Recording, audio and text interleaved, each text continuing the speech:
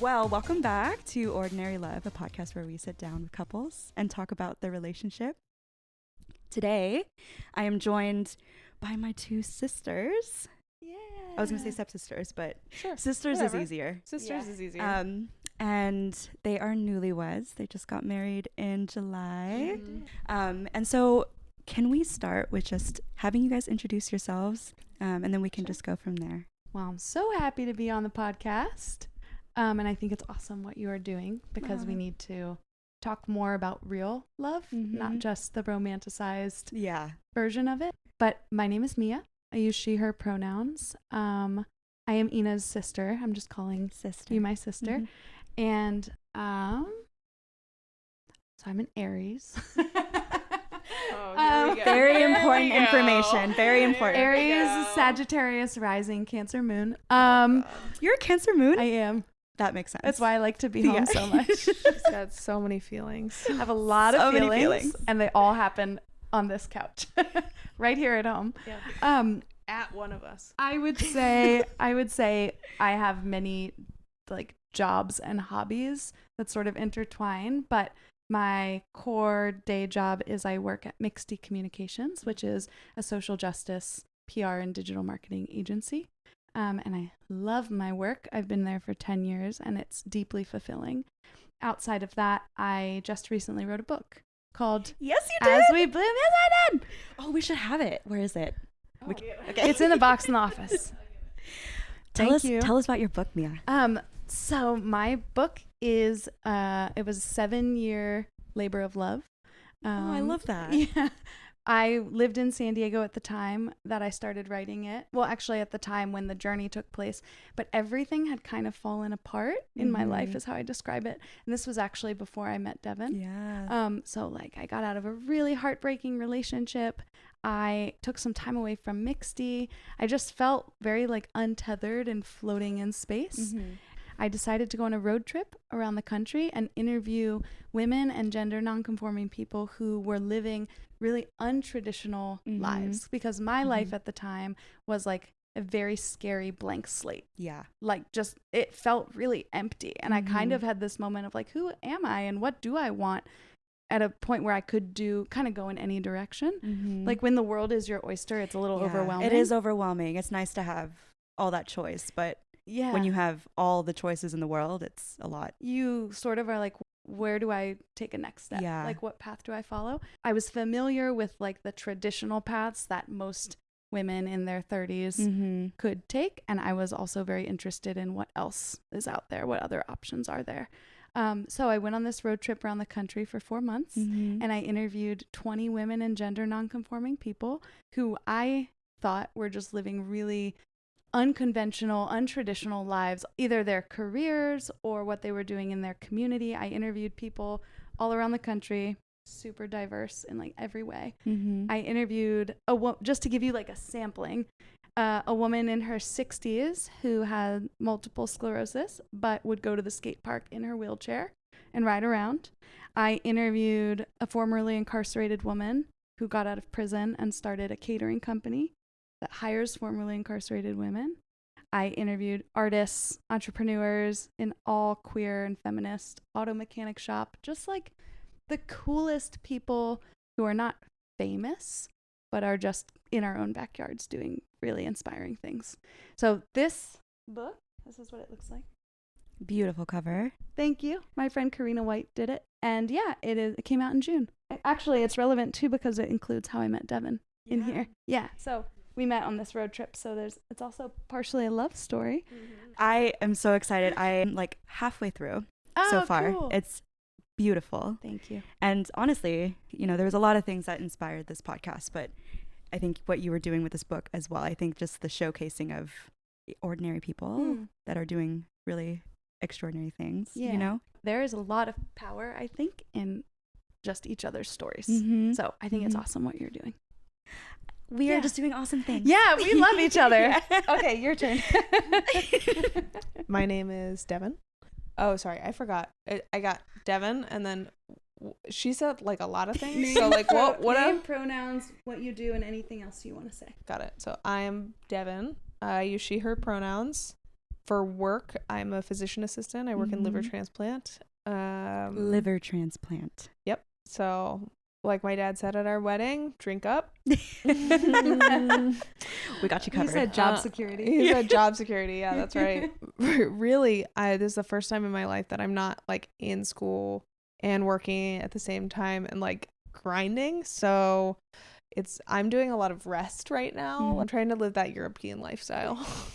I am trying to eat vegetables. happy grind, and also trying to rest. Yeah, I'm just trying to rest and work and not have to like be moving at 100 miles an hour. So it's been nice for sure. That's all I ever really remembered of you, Devin. At least like post high school, that you were always busy doing a lot. Yeah. This is literally the most I've seen Devin in like our whole lives. I think so. I think outside of like the holidays and like a dinner here and there, like I was not available to like come do stuff. Yeah. During that time period, I also was not in a great relationship who didn't really want me to do anything with my family. So obviously I did not marry that person. So you're where you need to be right now. Exactly. And that is back here with us. So, well, thank you for introducing yourselves. And usually where we start is just kind of, you know, telling us a little bit about your story. I know it's a long one. Read the book. Yeah, that's it. There's no episode. Anyway, episode next over. Question. Chapter 17. Yeah. Well, do you mind if I start? Because you wrote it all down, so it's all very distilled, and so I know your version. Go for it. Okay. Yes, let's give Devin. Let's give Devin the mic. Yeah. It's the same version as in the book. They're not like, we didn't have fully different experiences. We had some mutual friends, and Mia wasn't privy to this, and that's why I wanted to tell this part of the story. We had some mutual friends who were dating, and they had wanted to set us up to go on a trip to Mexico, and they were long distance relationships. So I lived in Portland at the time with my friend, and her boyfriend at the time lived in San Diego, which is where Mia lived.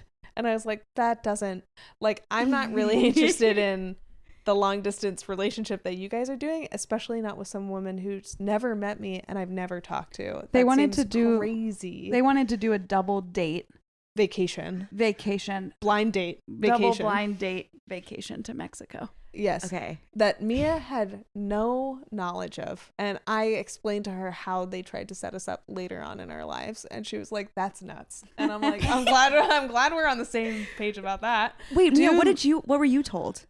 Nothing. Nothing. Oh, I didn't know any of You didn't know that she was coming? No, I didn't know any of this conversation or planning was happening. Yes. They were just scheming behind the scenes. Yeah. So and funny. I was like, maybe let's pop the brakes. And shockingly, that relationship between those two people did not work out. Oh. So my friend was pretty heartbroken about it. He had ghosted her, and he's like, he will not talk to me. What do you mean he ghosted her? They were going to go on a trip together. I know. Wait, they broke up before the trip? Yes. Oh. Yeah, they broke up before the trip. I had taken the time off. Stop. And I was like, well, I have 11 days off. I had 11 days off, and I'm like, well, I'm going to do something with this, which comes into play later. But we're having wine, and my friend's like, will you just reach out to Mia over Instagram, because I know she's going to be in Portland soon, and try and find out why he broke up with me. And I'm like, sure, I'll reach out to this woman who I don't know, who to like give me tea. Yeah, exactly. And so I asked her, I was like, hey, I heard you're going to come to Portland. Do you want to get a drink? And then I woke up in the morning deep with guilt, because I'm like, I'm not asking this woman out for a drink to get information about another person. Like, that's their shit. But then she responded, she was like, yeah, sure, I'd love to. And I'm like, okay. And we went and had coffee. And about 5 minutes into that coffee, that was just me meeting this woman who's very interesting. I was like, I don't know what I was thinking, but this should be a date. I want this to be a date. How do I make this a date? At the time I was single, and I was like dating, but I was not interested in a relationship. I was just like, you know, I was out there, and I was just trying to like live my life and grow as a human being. But I was like, I don't know how I can spend more time with this woman, but I need to figure out how to do that. And I hate, and it's very confusing because she lives in her van. But she But she showed me her house, which has wheels on it, and but she seems to have more drive than any other person I've ever met in my whole life, which is very more drive. But I'm going to figure it out. So this all happened like within 5 minutes of meeting her. Yes. Wow. Yes, and it all was happening in my head. So it kind of explains the like panicked look I feel like I got from maybe the beginning of the date. Just like I was like so enamored by her. I was like, I've never felt this way before. I mean, you do have that effect, Mia. She does. She really does. Like I watch it happen to people, and I'm like, I know, dude. I know. So we had that date, and it wasn't a date. And I was like, I don't know how to make this. She did give me her coffee card. You know, when you've like punched the 10 coffees and then you get the free one. Mm-hmm. She let me have the free one. And God. I think that was like, I thought that was a huge gesture. It was. I was like, you're coming on really strong. Yeah. Give me this. Let's slow down a little bit. Slow it down. It was because I had $100 a week in fun money. Yeah. Very budgeted. I was like, you needed that free cup of coffee. But... I was like, this cup of coffee is for you. But she lived in her car, so who really needed it more? Right.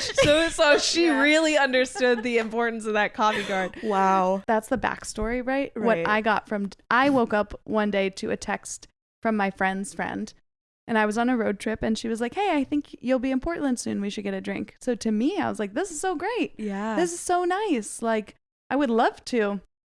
And then we started talking more over Instagram. I saw her videos of her in Tofino learning how to surf, and like she's also an amazing cook. So I saw all the camp meals she was making. Wow. And I was living in my van not cooking nice meals. So I was very intrigued by what she was doing, and she was working on a book, which I was not yet working on my book. So we just kind of had like a lot to talk about very naturally off the bat. And then by the time we met, we had really effortless, easy conversation. Oh, okay. So you guys had like conversed over Instagram for a while. Yeah. Okay. Because at first it was just, hey, let's meet up when you're in town. And I was like, I didn't know anyone in Portland. So I was like, now I'll have someone, like at least someone to meet and talk to. Yeah. But then maybe 2 weeks passed in between when she first reached out and when I made it up there, because my van did in fact break down. I was delayed. And in those 2 weeks, we were just like watching each other's posts on Instagram and sort of very naturally talking. So by the time we met, it didn't feel too much like a stranger. Right. Yeah. Right. Like, but it was still the first time that you guys had met in person. In person. Yeah. It was at a coffee shop in North Portland called The Great North. Mm-hmm. Great. So coffee. that wasn't your first date then? I would like to think of it now as our first date, but it wasn't an intentional first date. Okay. And we didn't talk about feelings. Nothing happened on that first date. She showed me her car, her house. I gave you a piece of art. She gave me a piece of art by Naira Waheed. Yeah. Wow. We have it framed in our room. Yeah. So sweet. And I remember I called my mom.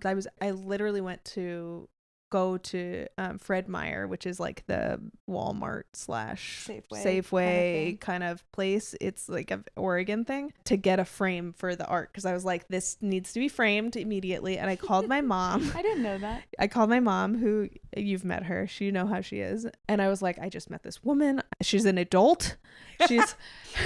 She has her shit together. She lives in her car.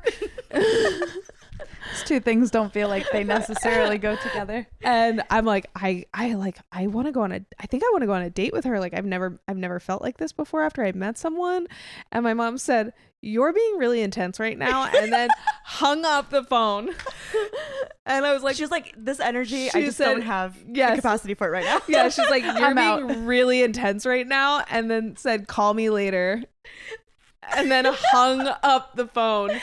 And I was like, is so funny. I love you're being really intense right now. Sorry, back up for 1 second. We met, had this coffee, and then I continued on my road trip. Yes. So Devin stayed in Portland, and I went up to Seattle and kept doing my thing. But one of the things I remember from these early days was that Devin was so visibly, like, from what you told me, just really in love, or like, I feel like you just knew so fast. And I did too, but I was alone in my van. Devin actually went to work. And I feel like, didn't people in the hospital like all know about me? Because then when they met me, they were like, you're the one that Devin's talking about. Oh my God. I talked about Mia nonstop. It's like a thing in the hospital. Like really? The surgeons knew, the nurses knew. Yeah. That's so cute. Yeah. So like fast forward 2 days later, like we were still texting. Whether she was giving me signals or not, I did not care. I was like, I probably was. I felt you were 100%. We had been texting back and forth, and she was basically like, I'm really glad I met you. And I'm like, I'm really glad I met you too. And she, before she left, she invited me to come on her trip, which I wasn't sure was like hot smoke or whatever, but I didn't know if it was like come visit me on the trip. I'm like, sure. We just met each other. Yeah. But I was already in love with you at that point. No, I'm just joking. I wasn't in love with you for like 2 more weeks. I like 2 days after she left, I was like, hey, so were you serious about me coming to visit you? And she was like, yeah. And I was like, I have 5 days off in 5 weeks. Just the way my schedule works. Can I come visit you? Do you know where you're going to be? And like wherever you are. Yeah. Oh, okay. And yeah, I'll visit you wherever you are. She actually said, I'll visit you anywhere in North America. In Canada. That's really intense, Devin. Or Mexico. Yeah. She was being very intense. I said, I'll meet you anywhere in the country or Canada or Mexico. Yeah. Then she was like, cool, I have feelings about that. And yeah, let's do that. I'm like, cool, I have feelings for you too. I basically was like, I'm not fucking around. Yeah. Like, I'm into you. It was like, you know how sometimes when you're in a new relationship, you like try and play it really cool? For sure. I feel like we didn't. I don't really know exactly why, but I think we both were just like, there was nothing to lose. We didn't work together. We didn't live in the same state. Live in the same state. Didn't have the same friends. Yeah, and I was like, I'm gonna go with these feelings because the worst case scenario is she doesn't like me back, and then you just never see her again. And then ever. I'd never see her again, and both her and her friend will now be mortal enemies of me and my friend. But that is not the case, because then Mia's like, absolutely, you should come visit me. Wait, okay, so Mia, we know that Devin was like completely enamored by you after the first non-date coffee date. What did you walk away from that feeling? I feel like my emotions got to be the same place that Devin's were, but maybe took like a few more days. They like evolved into that.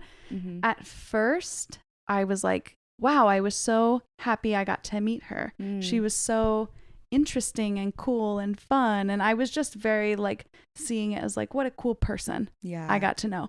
And then after our coffee date, I had a drive to Washington, a 6-hour drive, and I was picking up my friends. Oh, like immediately? Airport. Immediately. Oh, I literally left the coffee date and was like, I need to drive to Bellingham right now because my friends are flying into the airport and I need to pick them up.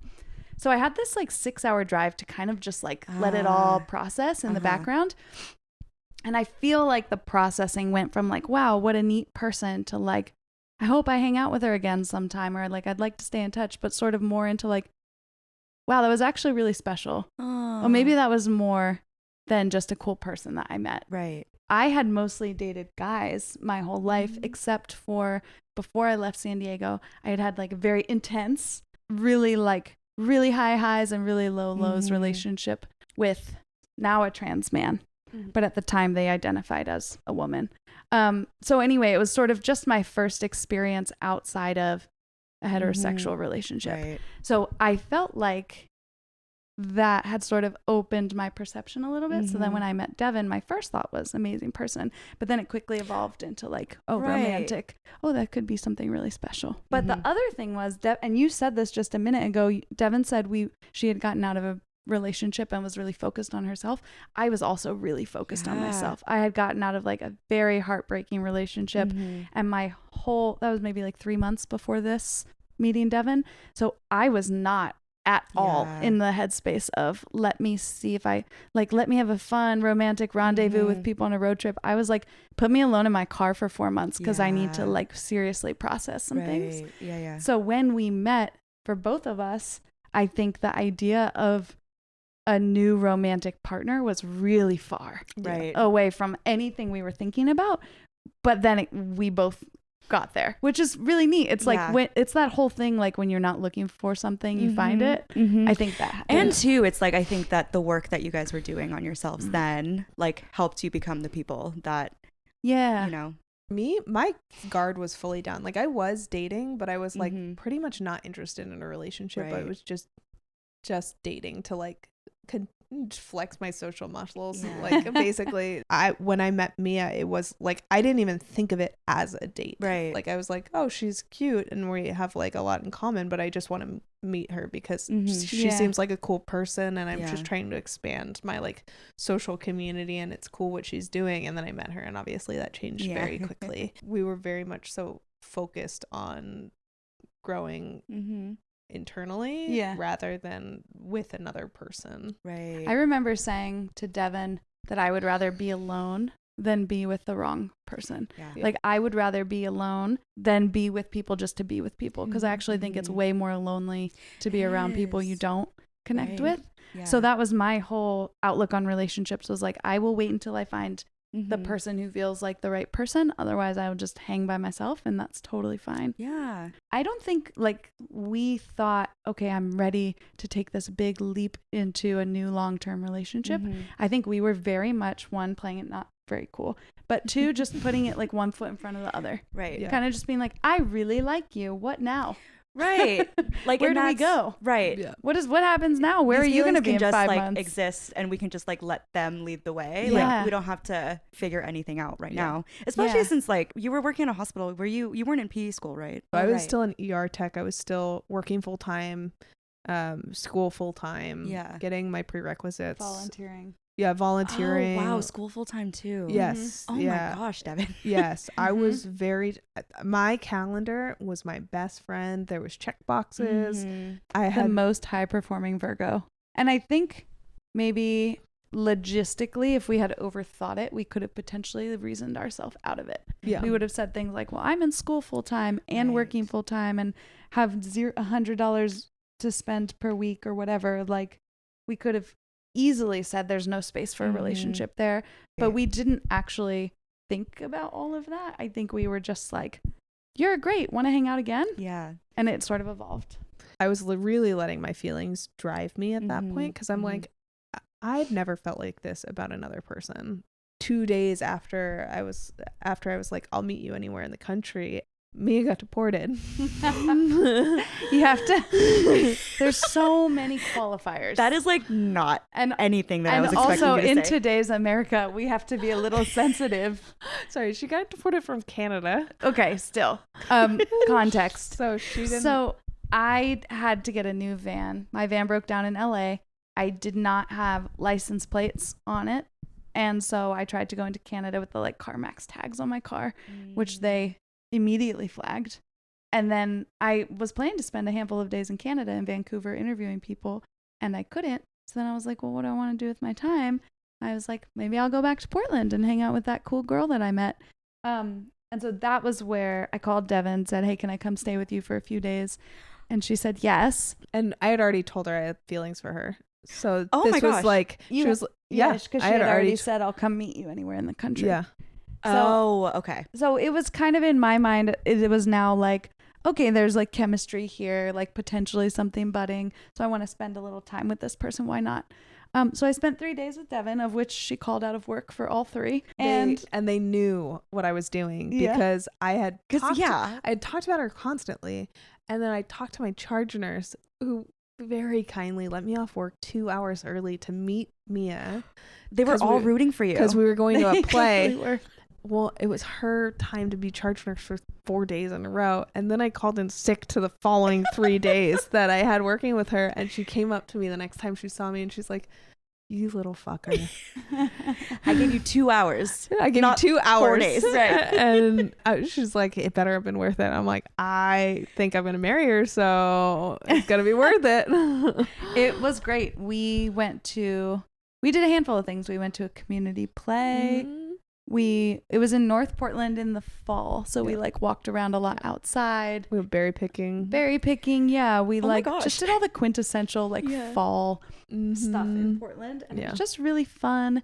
I like remember it being pretty fall, like leaves changing. Oh my God, which days. you're not used to. No, I wasn't. No, not living in San Diego. Yeah. And I Yeah. was on school break too, so it was very like Yeah, we just it had was these like 3 a little days. vacation. Yeah. Oh my God. like, Yeah. no So you weren't commitments. working and you didn't have school. Yeah. Like you guys were able to like actually. Yeah, We hung went, out for like 3 dedicate your- days straight. we went to the movies. Yeah, that's right. We watched some surf competitions. Yeah. Yeah. Yeah, it was just like very blissful 3 days. Yeah. And then I left and I was like, I'm a little sad to leave. By that point, I was like, this is obviously a romantic relationship. Yeah. And then I continued on my road trip and we just texted and talked on the phone like every day. Mm-hmm. And then flash forward, Devin did come meet me. I was in Utah, Yep. Oh, okay. which was really random and funny. But Yeah. Devin came and met me. When was that? Salt was Lake that City, It's the end of September. end Okay. of September. Yeah, I met you in Salt Lake City. I flew in. Devin flew in and brought with her stomach virus. So Yeah. Devin flew in. I got it from a patient. Yep. So at 8 p.m., I'm like, I got it from a patient. I got off work at 7:30. By 8 p.m., I was not okay? not okay. And I like texted me. I was like, I'm sick. And what I didn't want her to feel like was I was bailing on her. Like, I'm so Yeah. sick. Like I'm worried about me. I was like, When I was like she's worried. like- I'm like, this isn't an excuse. And I remember brushing my teeth in the airport and hoping to God that I was okay. When she said she was sick, I was thinking like not cold. feeling well, like Yeah. I have a cold. She was like diarrhea, vomit, like disgusting sick. Like Yeah. I wouldn't leave Not the house cute. like that, much less get on an airplane. Yeah. So I pick her up and I was really nervous actually to pick her up, but I picked her up from the airport. She was like, I'm not feeling that great. I'm like, okay, well, it's like 4 p.m. I'm like, let's get you something to eat. Yeah. Like some coffee. We'll sort of just like, we'll take it really easy. I remember we went to a coffee shop. She like couldn't I couldn't hang get out of the car. being in. Yeah. So I went in and got her Devin. stuff, came out, fed her. And then I drove us to our campsite where we were supposed to camp. By 5 p.m., she was asleep and slept the whole night. And the sun was up. I was like so excited to have this person. And Devin sleeps. She sleeps. Yeah, she was out and in my bed in my van. Like I was like, I You hope were- she still likes me. so the next morning she wakes At up. least you were sleeping and not like throwing up though. Yeah, true. yeah. Yeah. I was just, it was like the day after, like, I'm like, I have no fluids in my body. And so then I woke up and I'm like, I feel great. She slept for 16 hours. And then I was like, well, what should I do? I was just kind of like, la, la, la. I don't know what to do. I guess I'll try to go to sleep too. Yeah. So we both woke up and the next day she was feeling great. Yeah. And it was You needed awesome. that sleep. and so was Mia. And I was feeling great too. Oh, so you didn't get sick? Not yet. Oh. And then I did. Yeah. And then I got big time sick. we had a full day of like, we went skinny dipping in one of the rivers. We went to hot springs, which were too hot to actually get in. So we just like were near them. We and like we skateboarded. skateboarded. It What? was really fun. We went to a drive-in movie. Mm-hmm. Said I love you for the first time. Yeah, that's where I told Devin I loved her and she said it back. Yeah, it was cool. Oh my gosh. and then camped under the stars in like, it was like a new moon, so it was like so bright. All the Yeah. stars were out. It was Like gorgeous. rural Utah. Rural Utah. It was gorgeous. Wow. And then Mia starts to get really sick. Well, I was in the passenger seat and Devin was driving because I was very happy to share the driving load with someone else. Oh yeah. Yeah. So she Yeah. offered to drive and I was like, I accept. Devin wasn't driving because you were feeling sick. You just like Right. Yeah. let her I drive. was just Right. driving I to was help. just like, thank you. I need someone else to drive for a little bit. Like Yeah, just fair. to be a passenger. Yeah. And I remember being like, suddenly feeling like, you know, when you're about to throw up and everything like starts to tingle. yeah, you yeah. start to get cold. Yeah. And I got cold and sweaty. and you I like was salivate. Like, like, uh-huh. And all my fingers and my toes started to tingle. And I was like, what's happening to me? And then I was like, I looked over at you and I was like, I looked pale, you said. you looked pale. And I was like, are you feeling I like asked all those questions, and I said, we need to pull over. yeah, you were like, we need to pull over. And so we were going to you were like, I need to go to the bathroom. And I was like, okay. And so there was a Target and you were like, I am like struggling. I'm like, just get out, go to the bathroom. I'll It was park. so funny because Devin like skirted up to the front door of this Target. I like left out of the van, ran in, and I was like, I'm not going to make it. And I just like, there was a trash can right on the inside of the door, and I just like grabbed it and hunched over and just like vomited into it. Yeah, it was pretty gross. No one noticed though. Everyone just kept walking by. Yeah, it's like a casual thing to happen in Salt Lake City, Utah. Apparently, it was really gross. But you would have thought it happened every day. No one cared. Mm-hmm. And then Devin came in and like was rubbing my back. I was throwing up in this trash can. Yeah. And she was like, let's get some Gatorade and some soup and some crackers. Yeah, I back it up. I think you forgot my most iconic quote. Mia's most iconic quote to that story is, I walked in and started rubbing her back. She turns around. She looks the saddest she's ever looked, and she said, "Will you look? Did I poop my dress?" And she turns around and I look, and she did not poop her dress. I had this little dress on, and it was really cute. It was a good road trip dress because it had like no shape. So it just was like a big trash bag. But I had no control over my body in that moment. And I was worried that some things had happened out of the other end. Mm-hmm. So yeah, but luckily nothing did. Dev like took really good care of me. Funny. Yep. We did go to hotel. We did get like some very homophobic comments from the guy working the desk. Yeah. Ew. Yeah, something. We were again in Utah, and he just said he was like trying to give us separate rooms and kept when we said the same room beds. We kept trying to give us separate beds, and we were like, no, one bed. And he was like, so 2 twins? And we were like, one bed. And it just his face, like the whole thing, he couldn't figure out that. But it wasn't just oblivious, it was like actively homophobic. Yeah. So we finally got it. And that was one of my first real encounters with like people treating us that way. Yeah. But we got what we wanted in the end. Which is like hard because you were like not okay. Yeah. Yeah, I was also like, ironically, so 2 ill. beds probably would have been better. But I do remember being in the hotel room and feeling, I just like sat down on the shower floor and let the like hot water on me. And Devin came in and brushed my hair. This is important, I think, for 2 reasons. One, because I feel like this is the first time that I realized that Devin really like cared for me in that way. Like, this is a person who I could count on to take care of me if I needed it. So that was the first. And like, she jumped right into like, we're gonna get soup, Gatorade. She was like, they were on rotation all night. She was like, here's the hot soup, here's the cold Gatorade, let me get more ice. Here's the Gatorade with ice in it. Yeah, so that was great. But the other reason I feel like this was important or special is because it was like not at all glamorous.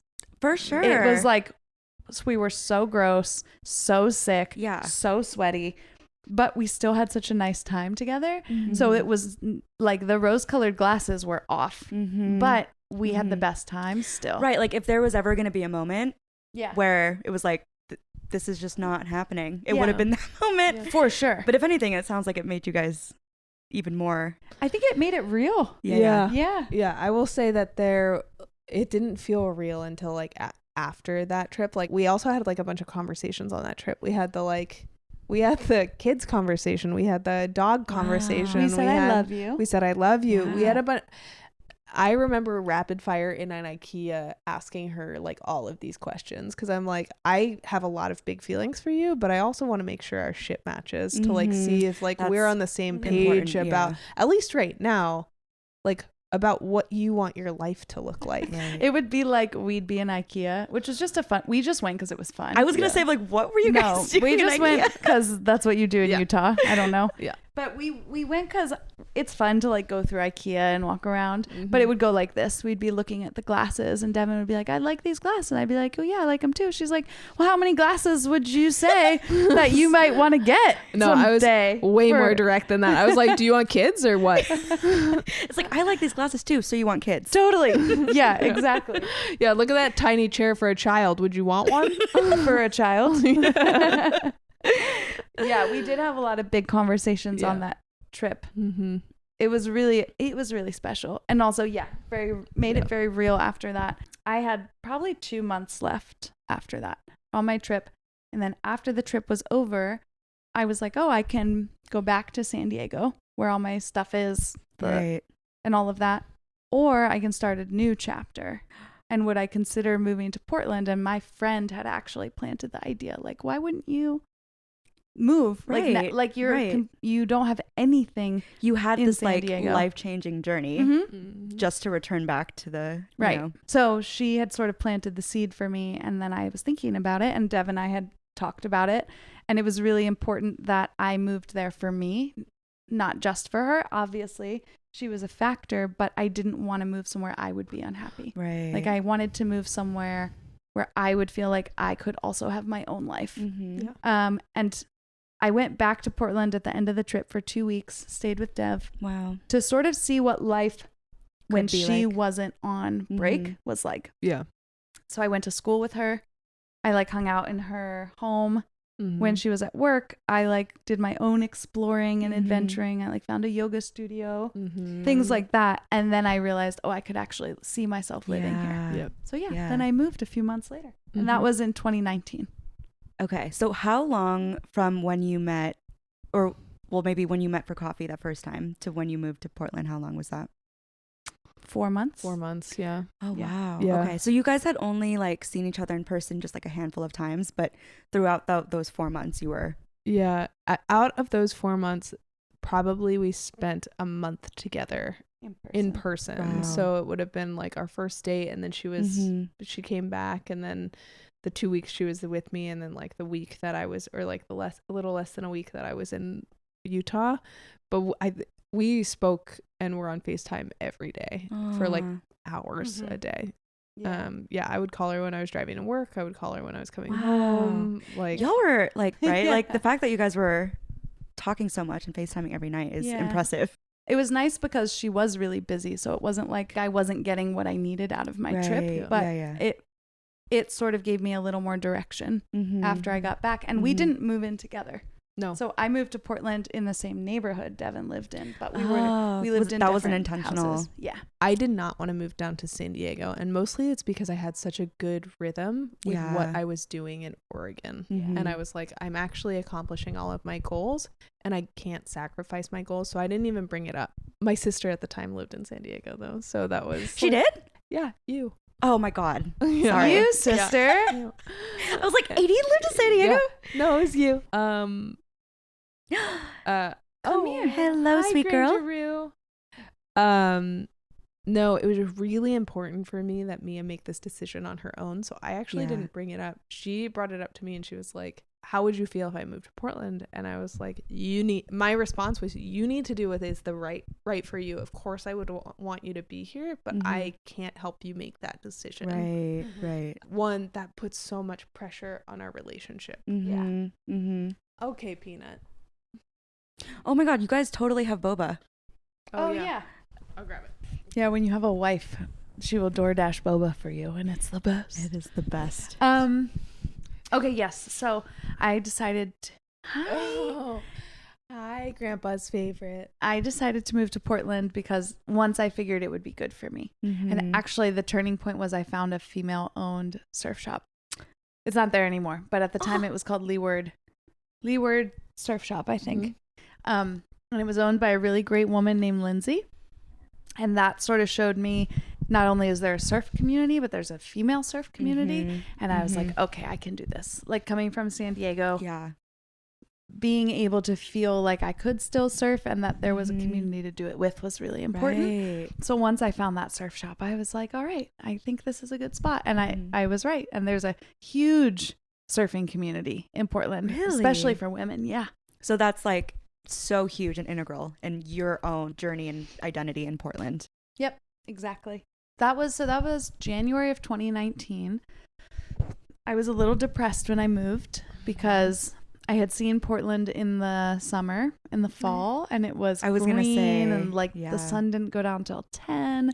It was so warm and beautiful. And then I moved in January and it was gray and dark and the days were so short. Yeah. And it was like that for 6 months. And then on top of that, all of the probably what you would naturally expect coming down from a long adventure.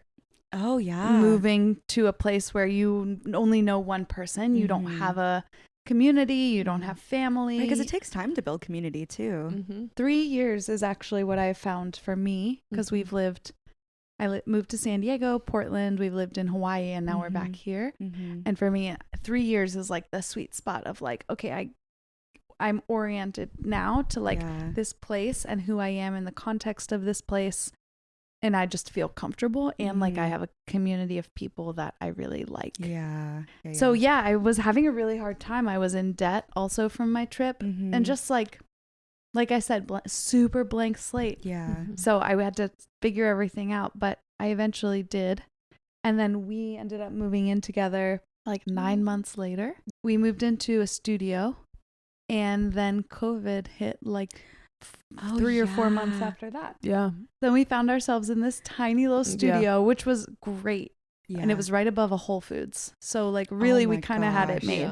The first 3 months was really a crash course in how to live together that we got to experience 3 months before the rest of everyone else in COVID. Because I know there was a lot of those COVID relationships where people moved in together right as COVID happened, because that's the only way you could be with your person was to essentially move in together or quarantine together. Quarantine together. You remember that?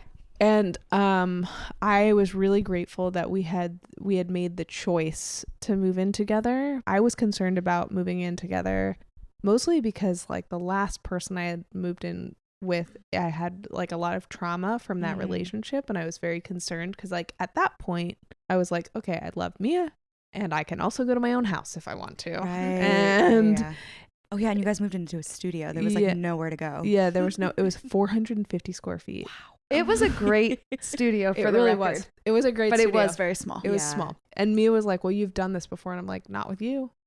I had never lived with a partner before. So it was a big step for me. Yeah. The only leg up I have is I'm aware that we're going to get into fights.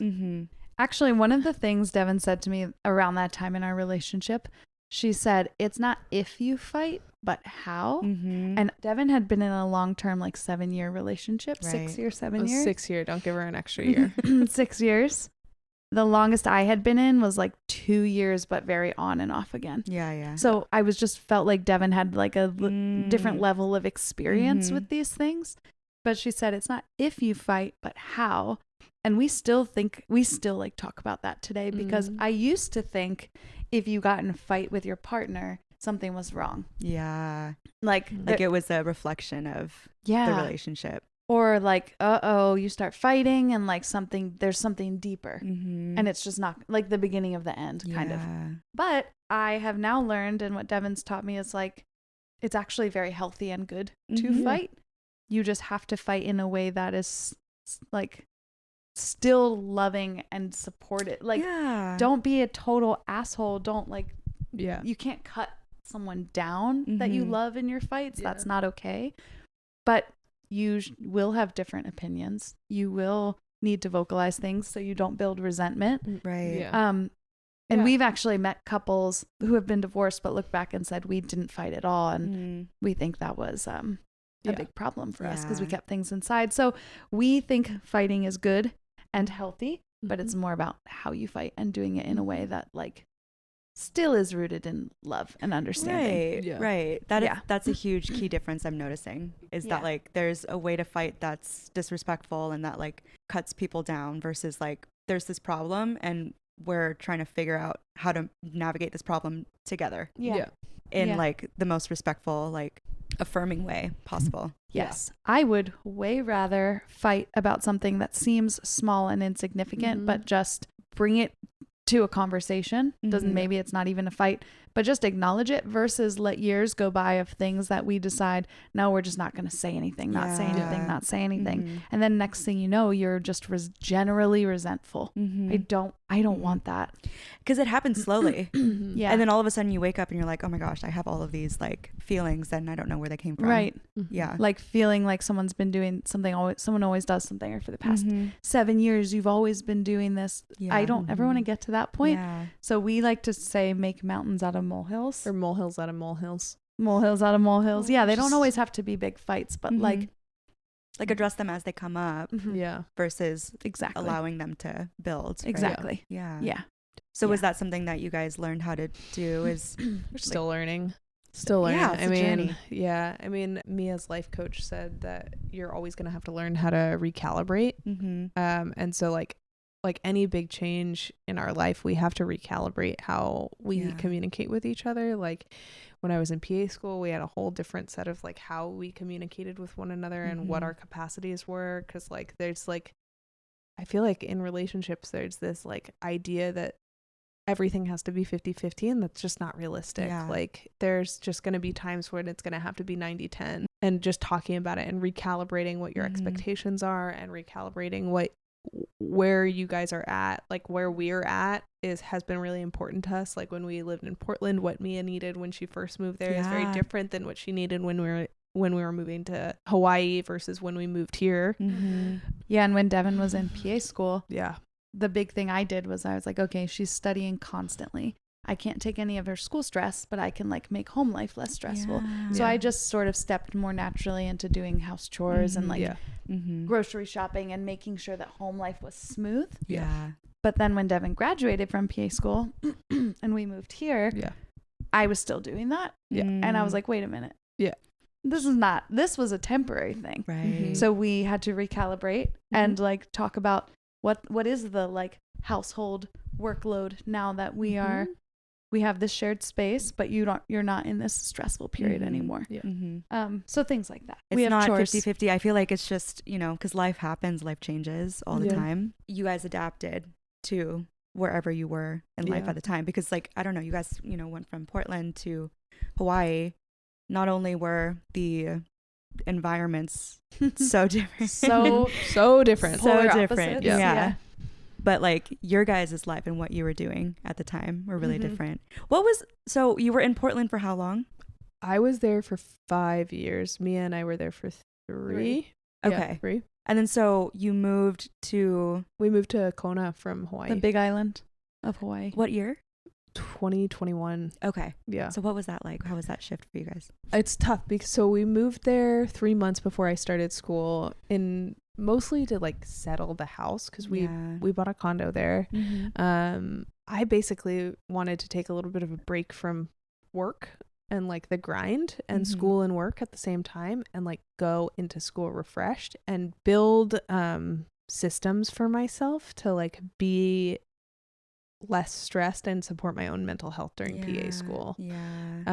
Because that's basically what they told us. They were like, this is going to be the hardest educational moment in your life. Wow. And you're going to be financially stressed. Tell your entire family that you will not be present at weddings, that you will not be present in holidays. They will have to be okay with that, because this is such a huge commitment. And I took that very seriously. So I was doing everything that I could to make sure that I was setting myself up for success. And also so that I wasn't going to be a monster. One of the biggest things that happens is divorce. Really? Yeah, because it's such a huge undertaking, and it's such a fast program. So we had a bunch of conversations about like breakups and divorce happen, and it happened in my program. Really? Several people got divorced. Oh my gosh. And I like basically was like, Mia, you and I need to figure it out, because I love you and I want to be with you forever. And if I'm being a pill, you need to tell me, but like, we have to figure out how this is going to work, and how I want to make sure that I'm prioritizing my family as well as prioritize. Like, we already had cats. Like, you're stuck with me. Like, we're not co-parenting. Okay. Like, we're not doing that. But we definitely had a lot of check-ins. That was something that we really prioritized well at that time. I was just kind of like, okay, this is going to be the hardest thing she's ever done. Like I said, like, what can I do to make it even just the tiniest bit easier? We didn't have any furniture. So I feel like I figured out a lot of like where to get furniture from, although you helped with that for sure. Yeah. I just like kind of took the lead on like any house stuff that we had to do. Yeah, I mean, it was easier for me. Physically moving to Hawaii is very challenging, like getting there and getting your stuff there and getting set up. But I was, in a way, like, I knew it was going to be hard for Devin. I was lonely because we were far away from everybody. And like Hawaii is, at least the Big Island where we were, was like very small town vibes. Like people have their community, their families and things. So it can be a little hard to make new friends. But I was also a surfer. Yeah. So I am a surfer. So I was also like so stoked. Right. I was like, I can't wait to, what do you mean I get to live across the street from the ocean? Yeah. Like I don't have to wear a 5 millimeter. Oh my God. Yeah. Like a wetsuit with a hood and gloves and boots. I can go in my bathing suit. So there was a part of me that was extremely stoked just for the lifestyle change. Right. I worked remotely. So I was able to keep my job that I had had in Portland moving to Hawaii, which was great. Nice. So I didn't have to find a new job. I feel like maybe Hawaii was where we just sort of learned how to be good under stress, like under continuous stress. I feel like we learned how to be honest with each other. Like there'd be so many weekends where I'd be like, let's go to the beach. And Devin would be like, I can't, because if I'm on the beach, all I'm going to think about is how much I should be studying. So I would do test questions on the beach. Yeah. I would do flashcards on my phone. Oh my God. Which is not as relaxing as it might seem. Yeah. So I remember sometimes even looking over at her and be like, are you spinning out about like school? And she's like, yeah. I'm like, we should go home. Yeah. But so there was just a lot of like balance and compassion and trying to be understanding for her situation. And I don't know, we came to really love it. Like, and then when Devin graduated, we actually did want to stay, but she just couldn't find a job. The medical community just wasn't hiring. Did you ever consider moving to Oahu? Yeah, I applied in Oahu. I didn't get callbacks. And so the people who were calling me back were all in California. Also was like very enticing for me to move home. I was going to be closer to my parents, my sisters, and Mia was also going to be close to all of her sisters and a ton of her cousins. And so going from being in Hawaii, where you're very like, it's gorgeous and beautiful, but it's also very isolating, to going to be in California where you have a ton of family members, where everything is more accessible, was kind of like the stars were aligning a little bit in the move from Hawaii to California. It's so interesting. It was like San Diego, Portland, Hawaii, and now you're like smack dab in the middle. Of all of them. Yeah, exactly. Totally. Yeah. And you guys have been here now for how long? 2 years in January. Really? Yeah. Oh my gosh, time flies. Yeah. Okay, I can't remember. Did you guys get engaged while you were in Hawaii? Yes. Yeah. Okay. We can't skip that part. No. I can share. Yes. So we had been dating probably 5 years, but for a while we had said things like, you're my person forever. We just kind of knew, and we had talked about it. And we both wanted to get married, I think just because, I don't actually know. Someone asked me recently, like, why did you want to get married? And I think it was just because, like, the idea of being with your forever person just feels really nice. I think we had both just wanted to get married, but to do it for the right reasons, not just because we feel like we should. So I wanted to propose to Dev, but I had also made it clear that I wanted to be proposed to. So it was kind of like one of us has to go first. And she made it clear that she wanted to go first. Did I? Yeah, you did. You told me Christmas. You were like, I'm going to propose to you first, just so you know. Okay. So like you can go second. I was like, all right, that's fine. Yeah, I had always thought I would get proposed to. I wasn't ready to give up that like dream. So I had planned a really special day / weekend for me and Devin, which started with us going to the beach near our house. Really early in the morning? Very early in the morning, which for most people is not actually that early. I think we left the house at 7 a.m. Devin's face. She woke me up at 6:30 on a Saturday. I used to start work at 5. Like, I'm like, you're sleeping in. Right. You're good. But for Devin, I didn't start work at 5. No, it was way too early for her. But in my head, I'm like, I'm proposing to her. I had told her we were going to go to the beach early because I wanted to get there before people were there. Right. That was the idea. What was the occasion, though, that you sold her? I think I just said, like, I want to get up early and get to the beach and just have, like, an uncrowded beach morning. Oh, okay. Something like that. And she had a surprise weekend for me planned, which I thought was really sweet. Oh, you did know about that? I told you it was a surprise. I knew about the surprise weekend. She wouldn't tell me what to pack. Oh. So I was like, We're living in Hawaii. It's like you wear the same thing everywhere. What do you wear what you always wear? Yeah. The irony is, if she took me to one place on the island, I would need pants. Okay. And I would have been That's cold. true. And I was like, girl, The Big Island is. I'm like, I was are not we going? taking her to the top of Mauna Kea. I'm like, are we So going to Mauna she's Kea? Because fine. I need a puffer. Yeah, no, she really like doesn't like to not know what's going on. So my answers of like, you'll be fine. It's like it's not 75 specified on the degrees. calendar. She's like, but do I need a puffy? I'm like, when in the past 3 years have you needed a puffy jacket in Hawaii? So it just was really funny. She just doesn't like to not know what's happening. I don't. So she had a really hard time with that, which I didn't expect. And then I was like, early beach morning, come on. We like leave the house. It's maybe a 10-minute walk. We're walking along. The birds are chirping. It's sunny. But in the morning you can still sometimes see the moon. So I was like, oh, look, the moon is still out. It's so pretty. And she literally turns to me and is like, I'm not there yet. It's too early. Literally like, don't come at me with your positivity. I don't want to hear it. I'm still upset that I'm awake. So I was like, okay, that's where we are. Well, your mood better change really soon. We get to the beach. It's beautiful. No one is there. It's not super like oppressively hot yet. Right. And yeah, I think we just like waded into the water into like our ankles. And then I like gave her a little ring. And I had actually, it's this one. Mm-hmm. And I had it custom made. The diamond in the middle. Or it's not a diamond, it's actually a moissanite. Is that what it is? It was her grandma's ring. Her grandma's from a ring that she had given Devin.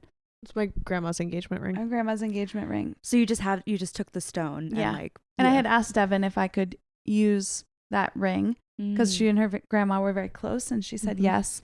And then I had the 3 little emeralds put on. Yeah. Beautiful. So I had run the design by Dev. So none of this was like a huge surprise. Right. Because I didn't want to get a ring custom made. I had told her I was going to do it first. I didn't want to get a ring custom made that she wouldn't like. Mm-hmm. So I showed her the concept.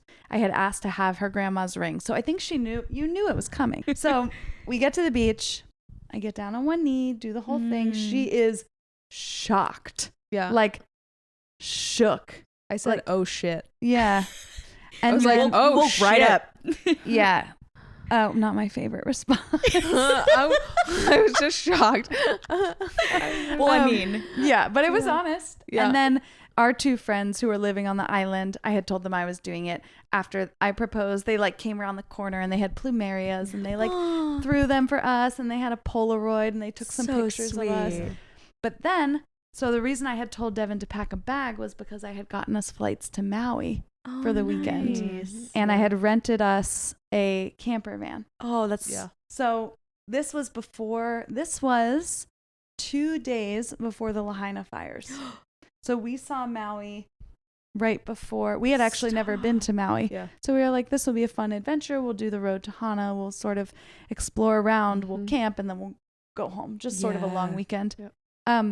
And we had the most amazing weekend. And then when we were leaving, it was really, really windy. Oh my Yeah, god. And the the whole next- weekend was windy. And the next day, the Lahaina I am fires so happened. happy that you guys weren't there. Yeah, for us that. too. Oh But my it was gosh.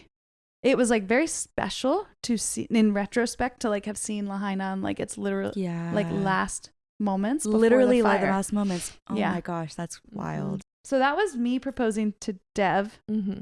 I remember, Dev, you reached out to Belle. I don't know if Oh, yes. does Mia know this? No, she doesn't. Oh, she doesn't. tell me. Okay, so Yeah. Devin reached out to Belle because I guess the original plan was that she was going to propose to you at Yosemite. Yeah. But I couldn't figure out how to get the timing right and how to like get it to be like not obvious. And I remember there was going to be a family trip where we were all going to be in Yosemite for like a day.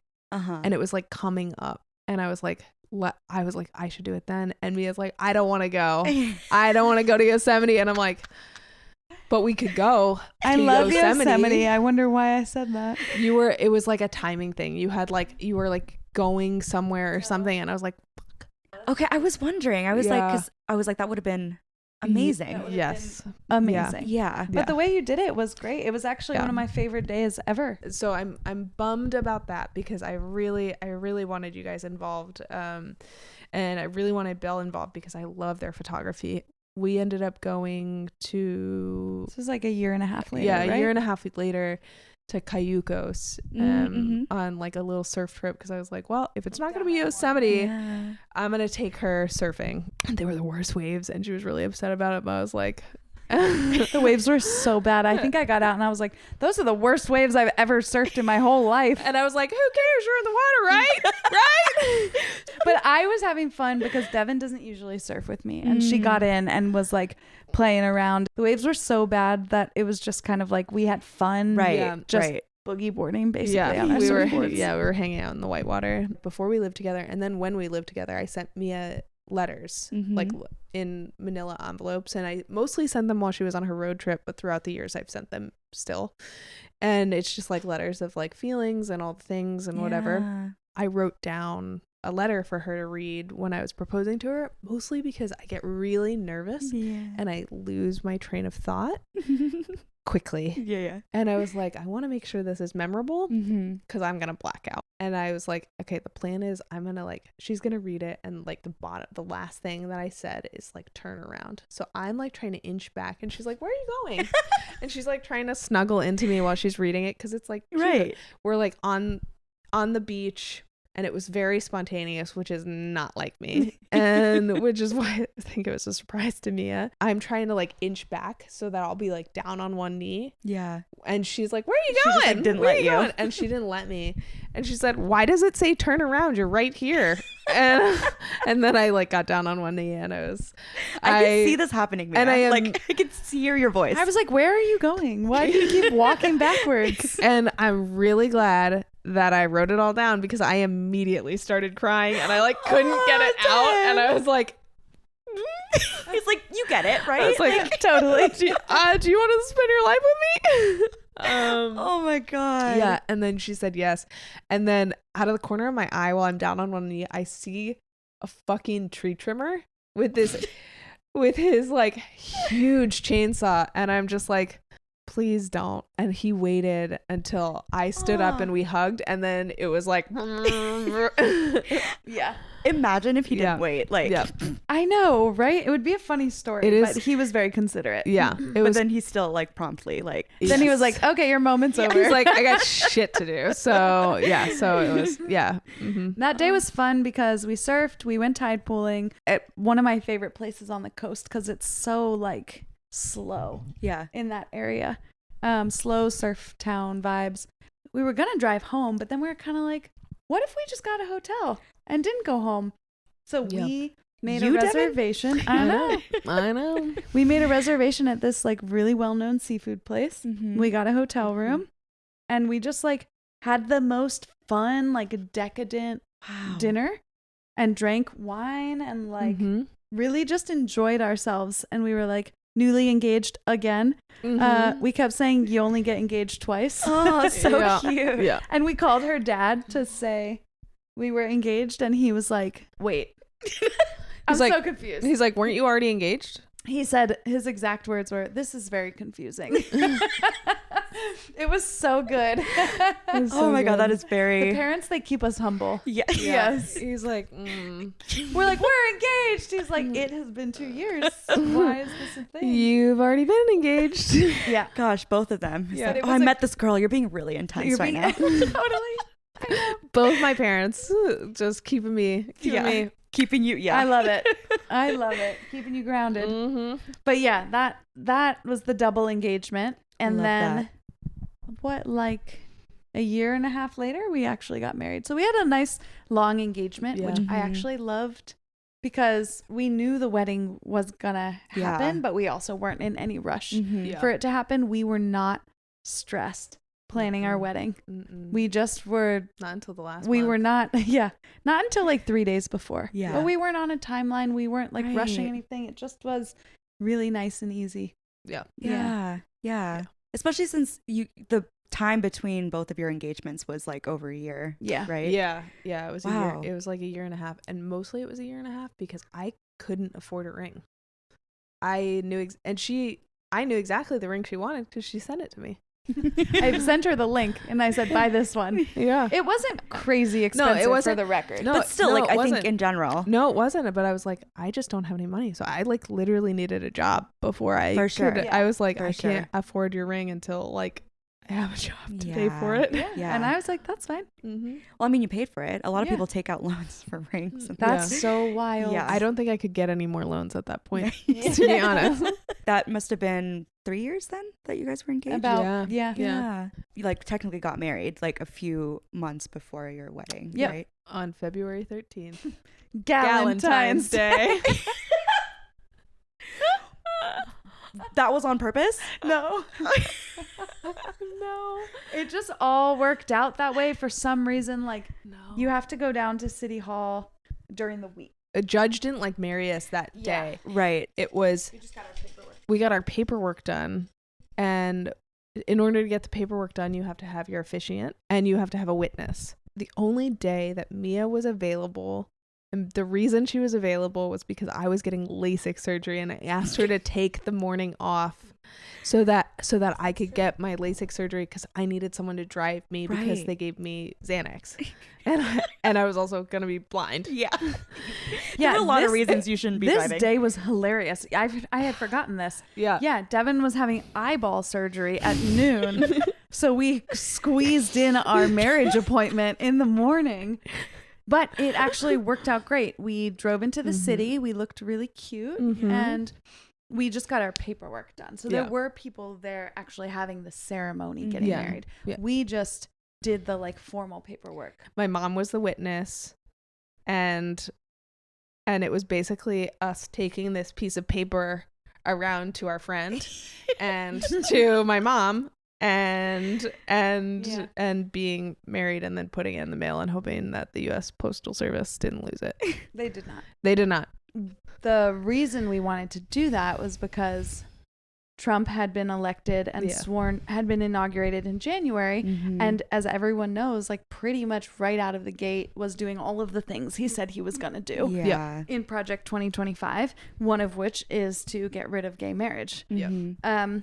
Amongst other like really horrific Awful things, things, yeah. aimed like not just at the LGBTQ community, but largely at immigrants and refugees and trans people specifically. But we were both really aware that this was not like the last presidency and that he was going to do all the shit he said he was going to do. Yeah. And we weren't going to be caught without paperwork or in a position where we were not then for some reason allowed to get married because we just assumed that he wouldn't do it. Right. Yeah. So yeah, Right. we Yeah. were taking it pretty seriously. At first I was a little resistant to it because I was like, this is supposed to be a happy thing. Mm. I don't want the memory of like us getting our wedding paperwork to be because some fucking fascist dickhead made threats against us. So we need to protect ourselves. But also that is the truth of what it was. Right. And we found ways, I think, for it to be not so rooted in like fear, but to also say, okay, yes, that's a Yeah. truth and a reality. And Mhm. we love each other and we were going to do this anyway. Right. So let's Yeah. just do it now. Right. And I think it was helpful. So we were also encouraged by Uncle Johnny, who got married in I think 2009 or 2010. Oh, wow. And that's when Yeah. marriage was first being legalized. Yeah. And so like it was first legalized in 2007 by Gavin Newsom in San Francisco. And that was only San Francisco you could be married. And then 2008 and 9 was when Prop 8 happened. Or excuse me, 2008 is when November Yeah. of 2008 was Prop 8. And that passed. And so that made the legalization between a man and a woman was the only marriage you could have. Mhm. And then that was slowly turned over by the states. It was slowly turned over by California. And then, Obergefell came after that. I can't remember the year. Uncle Johnny and Uncle David got married in the midst of all of this. And they Mhm. had a wedding and they did the paperwork when they could do it because they had been together for 25 years gosh. at that point. Yeah. But his recommendation was just do the paperwork. No one has to come with you. You Mhm. just have to have a witness. Just get it done at the courthouse. Yeah. And then you have that because they couldn't overturn Uncle David and I's marriage. but they could say we couldn't get married. It's very, very hard to overturn an existing marriage without calling into question all of the other marriages in the country. That was actually very comforting to me because that was also a time in recent history that marriage was like up and down. Right. And we did it at San Francisco City Hall, which is really iconic in the history of gay rights, and also for Devin personally, because when she was young, you protested against Prop 8 at San Francisco City Hall. Oh my gosh. So it was always a really iconic place for you as a person as well. Yeah. So it was really special. That is really special. And I mean, it's beautiful too. It's like also there are, beautiful. there are worse places to get. For sure.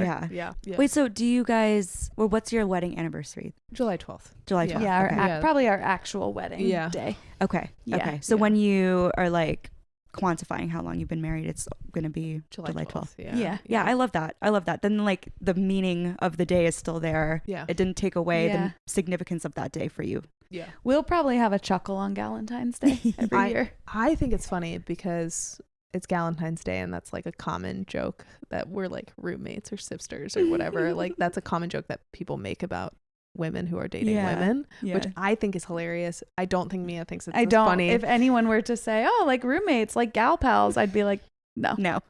Well, the amount of times people have taken pictures of us and been like, are you guys sisters, is enough times. Really? Yes. Yeah, or they call us friends. Like, yeah. Oh, God. Go to a spa or something and they'll be like, oh, your friend just checked in or something. I'll be like, my partner or my wife? Now I'll be like, my wife. And most of the time people don't mean anything by it. It's just still they're just not like aware that there could be other relationships to not make assumptions.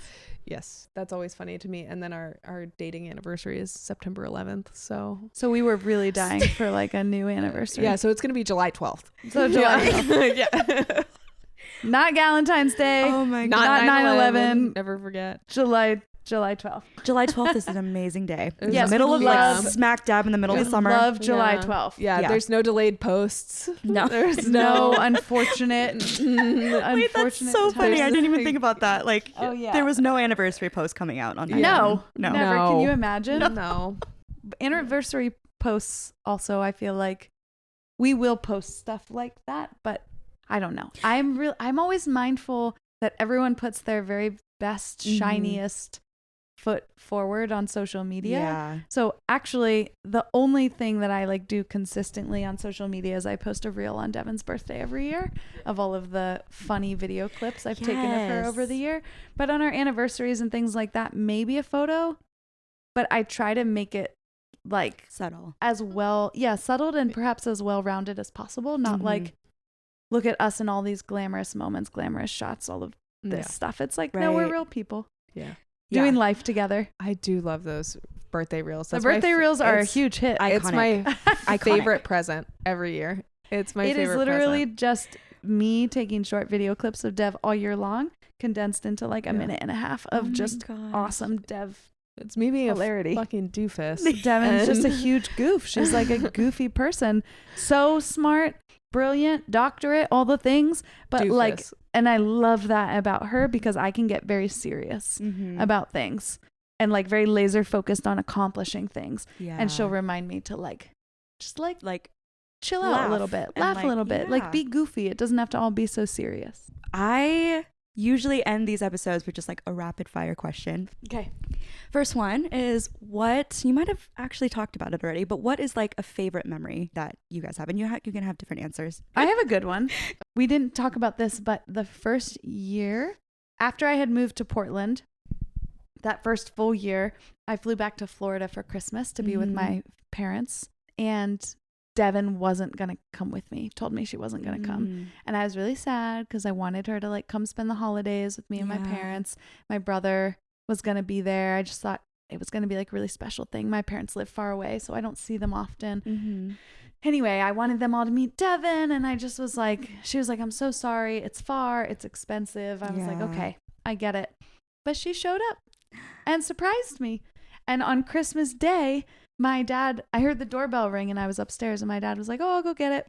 And she came upstairs and I was floored. And then I immediately said, I knew it. I knew it because she had dropped some hints that I don't remember exactly what they were. There were some like little clues, and I had been like, you are coming to Florida. And she's like, no, I'm not. No. And had convinced me that I was like, she gaslit me. She totally gaslit me. It felt awful, She by the gaslit way. me. I was like, I knew it. Were you like It was originally great. not going to go? I was originally not going to go because I didn't have the time off, and the flights were like $1,000. Stop. Oh yeah, my God. Really yeah, expensive. They were really expensive. And then I found a flight on Christmas Day for like $600. And so I texted her mom because we had been texting, and I was like, hey, do you think Mia would like, would it be okay if I came to your house for Christmas? Like, because I had met her mom, and I love Nora. She's like the cutest woman ever. She's the best. She's so great. She's so great. And I was like, I like didn't know her. So I was like, can I stay in your home with you? Can I invite myself to your house? And she's like, absolutely. This is such a great idea. I love this. And was fully on board. And I'm like, you can't like you can't tell Mia though. I want it to be a surprise. She's like, great idea. I love this. Text me your flight information. We can pick you up. And I'm like, no, I'm going to show up in an Uber or whatever. Right, Nora is a good cheerleader. Yeah. And by the way, that was the wildest Uber ride. The drive from the airport was like 25 minutes. And while we were on the freeway, I watched a police chase. And the car skirted around and crossed the grass median and started driving the other way. And the CHP just turned his lights off and was done. Yeah. It was like Cops, Florida. And I was like, you're in Florida. like, where does this girl live? Because I didn't know you that well. For the record, I was like, did not grow up in Florida. Alert. Did not grow up in Florida. No, she's an East Coaster. But my parents did move there. Yeah. So we spent Christmas with them. Yeah. My favorite memories with Mia are all like always like little day-to-day things. Like I really like going to like markets with her and like just dawdling around and like walking around. We love dawdling. I really like day-to-day stuff with Mia. Like I really like just like going on like walks with her and chatting, or going on like little drives and chatting. And we do like to go on walks together. We've been doing that a lot. Oh, one of my favorite other memories is like we started doing this thing on Saturdays where we get up at like 6 o'clock in the morning. Wow. And watch a movie. Can you even imagine how far she has come? Okay, well I don't have to walk anywhere. I walk from the bedroom to the couch because we watch movies. Yeah, Saturday morning. We'll watch a Saturday morning movie. So how did you guys even come to start doing this? Well, I love watching movies, and so does Mia, and I really get frustrated with her when she falls asleep at 6 p.m. or 7 p.m. I fall asleep to a lot of movies. To a movie because she's like holding Granger and then she's asleep, and I'm like, I have seen this movie before and I'm showing it to you because I love it. I don't need to see this movie by myself again. Also, Devin puts on the Da Vinci Code at 8:30 and I'm like, I don't know what you expected from me. And 8:30 is like, yes, that's late. Yes, yeah. Exactly. 6 a.m. has turned out to be an excellent time to watch a movie. It started because we were finishing a movie from the night before. Yeah. That we didn't get through. Oh, because we were jet lagged from our honeymoon and we were awake at 5:30. I was genuinely just like, I still don't understand how you guys were watching a movie. Oh, yeah, that's how. Yeah. So we were jet lagged. So I was just awake at 5:30 and we didn't have work. And I was like, well, I'm going to watch this movie that we were watching last night and snuggle up with the cats because I don't have plans today. And then Mia's like, we should do this every Saturday. So we have started watching movies on Saturday morning. I love that. And we had coffee. Yeah. We just were sitting here and we were like, this is actually really nice. Yeah. So we've done it, I think, 2 other times since then. Yeah. So it's a new thing. I love that. Yeah. So it's because it's never going to get in the way, or it's never going to like conflict with plans that you guys have. Like, what plans are you going to have at 6 a.m.? Being unconscious. Yeah. That's normally my plan. Wait, so how do you choose the movie? Let me tell you, Devin chooses them because I don't care. I don't care. I could watch anything. I'll go to Netflix and just be like, top 10 movies. I'll watch one of these. Mm-hmm. Devin is so particular about her movies. She's seen a lot of movies. Usually Devin's like, pick out a movie. I'm like, okay, I pick one. And she's like, not that one. Pick another one. She's like, not that one. I'm like, how about this? How about you pick out a movie that you want to watch? She's like, great, good. Like, okay, great. I'm glad that I gave you the illusion of choice. Illusion of choice is what it is. So now Devin picks the movies. Yeah. And she'll maybe pick like 2 options and I'll choose between them. Okay. Yeah. Okay. That's so sweet, though. I love it's like movies are like your thing, Devin. Waking up early is maybe your thing. I think probably, yeah. Like when else would you? Yeah. That's our compromise. Yeah. Because That's I a will nice wake way up to put early. it. Yeah. Yeah, that it is like a combined thing. Yeah. Yeah. Oh, that's a good one, honey. Yeah. Well, I love that. Okay, last question. Sure. Which I think is a good one to end on anyways. But is there something that you guys are looking forward to? Oh, well, we're going to Iceland in March. Oh my gosh. So I'm kind of looking forward to that. Kind of. Yeah. I'm Oh, kind that of. is Why are so you only cool. kind of? Well, we haven't bought any of the tickets yet. So It doesn't feel real yet. It doesn't feel Okay, real yet. it's an idea. Yeah, because it's supposed to be the most impactful solar winter right now, that in 2026. So we're Yeah. gonna go see the Northern Lights. I was gonna say, I'm like, you guys are gonna see the Northern I've Lights. never seen them. Have you Yeah. seen them? No. Yeah, it's no. on my I bucket list. would love to. It's a bucket list Yeah. thing too. I saw them last year in Finland, and they Wow. were really beautiful. Mia unfortunately couldn't go on that trip, so I want her to see them. I think mine is a little bit more mellow. Mhm. I am really looking forward to a slower season of life Yeah. because we have had such a busy summer Mhm. with, well, getting married. getting married, Mhm. the book launching, Mhm. our honeymoon, and we Yeah. had a different trip for a friend's wedding this summer. Like, I also feel like we're just now coming down from moving from Hawaii, which I know sounds crazy, No, but it's it not takes crazy. so much time to Yeah. physically get all your things here Mhm. and then to just, again, orient to where you Yeah. are. So I feel like I'm very ready for like shorter days, Mhm. slower everything. Yeah. And Devin and I are trying to very intentionally build healthy habits. We're Mhm. calling them like HH, our Mhm. HH work. But we're trying to like just very consistently eat healthy food, Yeah. take good care of our bodies, get enough sleep, because we're also now at the age where Devin called me almost 40 the other day, and we almost had a knockdown, drag out fight about it. But no, we're like, we are more prone to like having sore muscles or like throwing our back out or Mhm. our joints hurting or like Yeah. not getting enough sleep or being chronically dehydrated, things Mhm. like that we're just like, all of this is within our control. Yeah. Mhm. So when you were like, oh, you have a lot of produce, I'm like, yeah, we're really trying to eat Yeah. healthy. We're Mhm. trying to get enough sleep. I think I've been chronically undersleeping my whole life. It's so easy to. Yeah. I'm now trying-ish to get like 9 hours of sleep a night. And I'm like, holy shit, I feel like a different person. Yeah. I didn't realize I needed this much sleep. I didn't realize I needed to get 10,000 steps-ish a day or eat so much protein or just these things. Yeah. So every day we're like very consistently trying to do these things together. And it's nice to have someone to do them Right. with. Yeah. Yeah. So Yeah. I'm really I'm looking forward to just the everyday stuff. Like Mhm. I like meal prepping. I like going to bed early. Call me almost 40 if you want, but I am into that right now. And it is nice to have someone to do it with. Yeah. Yeah. Oh my gosh. No, I totally feel that. Especially now that you guys are married. Like you've already been building a life together, right? But Yeah. you've been everywhere, Yeah. everywhere. You've made your way around the Pacific Ocean. Mhm. And now, you guys are going to be here for the foreseeable Yeah. future, right? Yeah. Feels like a time of just like settling and like actually building your life. Yeah. Yeah. And yeah, for sure. I think in addition to like physically moving, we've also traveled a lot, which has been Yeah. so fun. And we're going to do a lot more of that. But I am feeling very called to just like rest for a Mhm. little while. Mhm. Not like, oh, we got married and now we're not going to travel Yeah, anymore. Right. And Now that your all life of is that. over. No, Yeah. but more just like, oh, we've done a lot. Mhm. And it's like, okay to just Yeah. chill for a little bit. Mhm. I'm Yeah. also not very good at that. I'm like, what's the next project? What's the next trip? What's Yeah. the next thing? So I'm also learning to be like, oh, it's okay to just, Mm-hmm. for a temporary period, just Right. allow yourself to not be like doing all of the things. Mm-hmm. So I'm just really allowing myself to be in this new place. Yeah. And it is very new. It feels weird and a little uncomfortable. But we will go on trips, like Devin's saying, but for at least the next 6 months, I'm like, I'm chilling. Yeah. I'm chilling. And you're doing it hard. together, Yeah. Mhm. right? Like Yeah. you were just saying, Devin, that like this is the first time in your Yeah. life probably where you Yeah.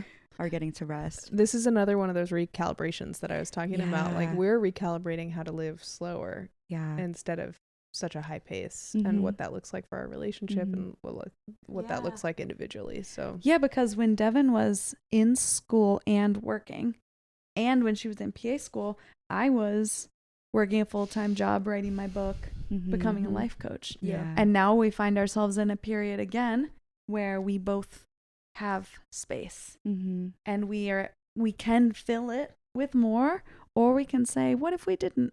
And we just like got really good with what we already have. So I think we're going to lean into that for a little while. For sure. I love that. But we have the privilege at this moment to have a little bit of space to like choose. Yeah. And we're choosing to just rest and heal and Yeah. prioritize feeling healthy. Yeah. And it's really nice. It is. Yeah. I continually ask Dev, am I boring? Like, I think I feel that way, right? Because I'm like, Yeah. gotta be in bed. It's 8:30. But for a little while, I do think it's necessary to just like take good care of yourself. Yeah. And it sounds like a good discomfort. Yeah. It's like an opportunity for you to grow. And that's usually uncomfortable. Yeah. Yeah. Yeah. So. I'm sure I'll get back into having way too many hobbies and going on a lot of trips real soon. Yeah. But for the moment, I'm just letting rest be enough. Well, thank you guys so much. Thank you This for was having so us. much fun, honestly. Oh, cool. Yeah. Thanks for having us. Thank you so much for listening. If you enjoyed this episode, actually, if people who are listening want to follow along with you guys and follow your relationship in any way, like, where can people find you? Well, you can find Devin's annual birthday reels on my Instagram account, which is at MMMBOLT, Bolt. Bolt.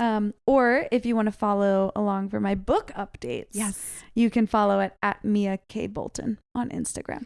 And where do they find you, Sassy Molassie?